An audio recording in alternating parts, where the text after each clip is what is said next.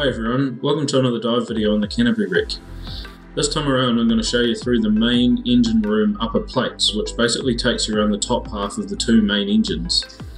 This space is located on 3 deck and was in about 33 metres of water on the day we dived it, which is a little bit deeper than usual due to a king tide. While it is possible to complete a single lap of the engine room on air without going to deco, which is exactly what my buddy was doing on this dive, it's a much more relaxed dive on nitrox, and nitrox will give you a much larger no decompression safety buffer to deal with anything that might go wrong. So it's highly recommended you do your nitrox ticket before taking on this dive, not to mention your deep and wreck specialties, because while this is a rather easy to access dive, it's a true overhead environment with limited ways out and lots of hazards you need to know how to deal with. The entry to the main engine room can be accessed via a number of holes cut in the side of the ship, including one on either side of the hull in the large space right behind the engine room called the 3K junior rates mess.